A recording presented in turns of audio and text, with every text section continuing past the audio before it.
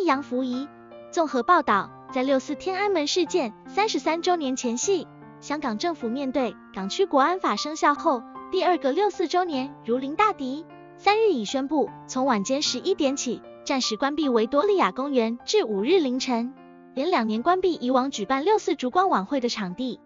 尽管在香港纪念6·4已被禁止，全球纪念活动则将遍地开花。据法国国际广播电台 RFI 报道，至少9国29城市举行纪念活动，数量比去年更多，或举行烛光悼念晚会，或到当地中国领事馆或大使馆抗议。今年6·4前夕，香港中文大学本有学生发起寻找民女活动，以 3D 列印技术砌出多座迷你版民主女神像，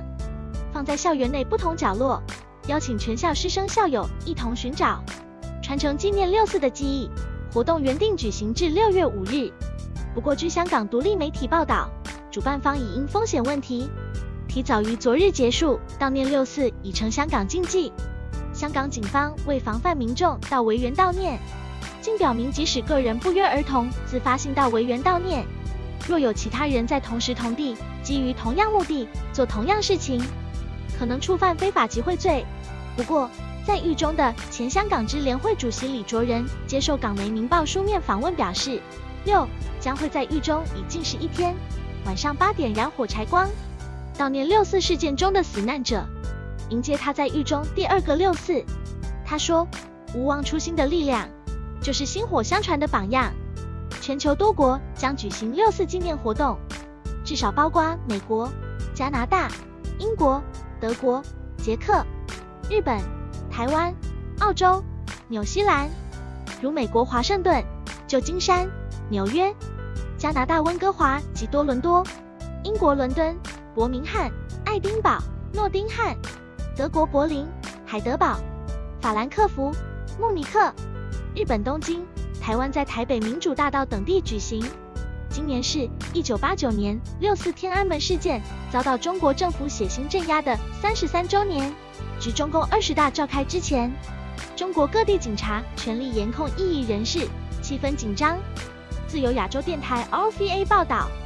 近来中国各地异议人士被公安警告、